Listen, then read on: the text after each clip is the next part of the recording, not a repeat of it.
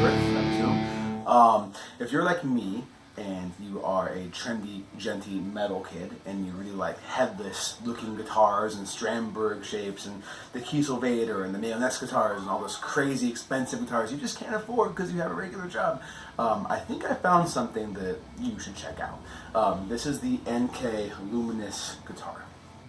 And it is Chinese. It's from China, from a Chinese manufacturer. There's no like middleman that like Fender has some Chinese instruments where they're the person. There's none of that. It's just this. The guy made this. He calls it NK. I found on eBay. He's also on AliExpress. Yeah, and I found it by searching headless guitar into Google. I was looking for an option for somebody like me who could spend a reasonable amount, nothing crazy, but on a guitar that's headless and cool, but I just saw there was no option for that, and it was mesmerizing actually. Besides Steinberger, like old Steinbergers, you can find some of those, but that's not really, those aren't this, those aren't what I was looking for. I think Legator makes a guitar for like something like a Grand.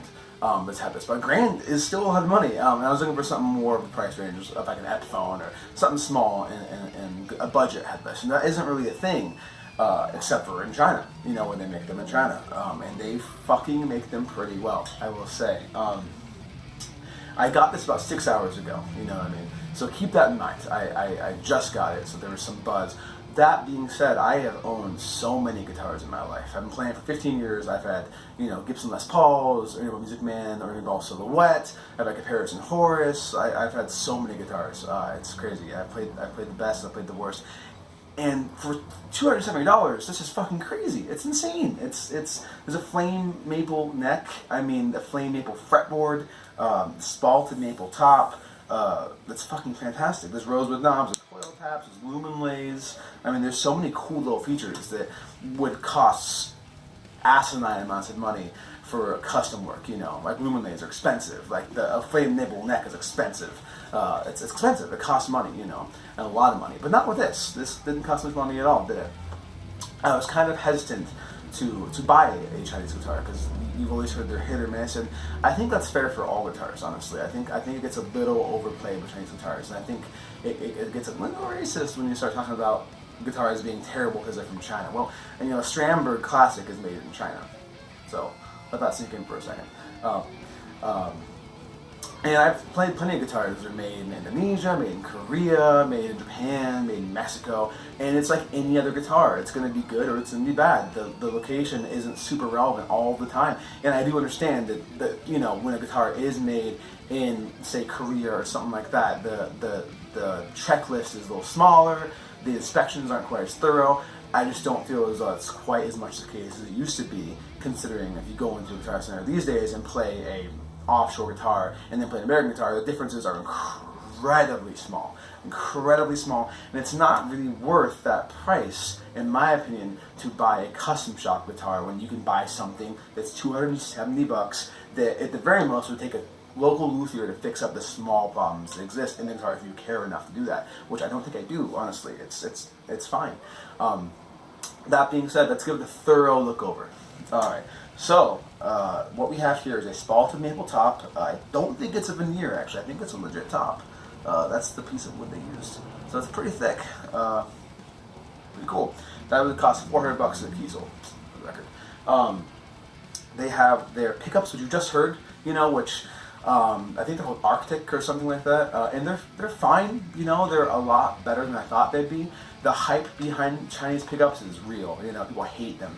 And I was pleasantly surprised, I would put them at the same level as, like, say, Carbon pickups. Not Kiesel, not the lithiums, but back in the day, the old Carbon ones. Or Comparison, something where it's not perfect, doesn't hit quite that awesome, like, mid-rangey punch, but it is really good. Like, you can't argue. It's a decent sound, not bad for the money. And considering a pair of bare knuckles costs the same as this entire instrument, I'm pretty satisfied.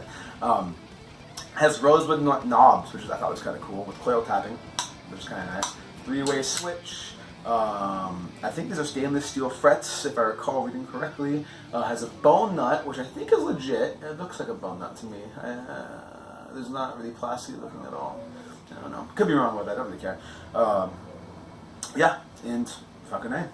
It's bolt on, so it's not neck through. It's 4 bolts, and yeah, I believe it's an ash body. No, it's not ash. I'm sorry, I'm an idiot. It's maple, and I am an idiot, for the record. But yeah, it's that's that. It's pretty great. It's not perfect though. There are a few flaws that if you are the kind of guy that really wants to get the perfect instrument, which it seems like these days everyone is, right? But if you are that person, then it's not perfect. It's just not. There's some problem with it. First of all, there is a finish flaw right there. Straight away, finish flaw. Came out of the box, I noticed that in the first like 2 seconds of getting it, that yeah, there's a finish flaw there.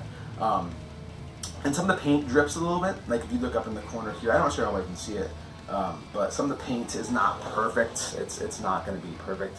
There's some little bit of leaky, painty stuff. Same kind of stuff you're going to see on most, you know, budget guitars, right? But not as much as you would think, you know. What is kind of undoubtedly wonky is the backplate. This is pretty funny. It doesn't fit in perfectly. It doesn't. It holds, you know, but it sticks up a little bit, and it wasn't perfectly crafted, which is fine, you know, whatever. But I thought that was kind of an amusing thing.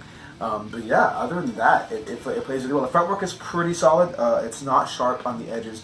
I figured coming here from China, it would get sharp, you know, and it didn't really. I can tell that it was done right. I think in the trip, there's a little bit of sharpness that may have occurred just from the humidity, but nothing too crazy, and it's pretty solid. It's on par with like my my silhouette up there. It's pretty similar. The crowning's pretty solid. The leveling is pretty good too. The intonation is pretty solid as well. I will say the fretboard's a little dry, if that makes sense. Like, it's just not a very hydrated fretboard. I need to treat that. But all that stuff is very fixable. Yeah, it came with a gig bag, came with a multi-tool, which I don't understand what the purpose of is, and it's kind of strange, but they come with one. But yeah, this guitar is great. Well worth the money. If I walked into a store and saw this for $7.99, I'd happily buy it. It's just that kind of guitar. So yeah, I highly recommend buying it if you're in that budget. And if you're not in that budget, I recommend buying it and then spending the extra $2,000 on something that's actually important. Thanks for watching, and if you have any questions, please, you know, ask me. I'll answer all of them for you. You know. All right, thanks guys. Enjoy your lives. Also, can we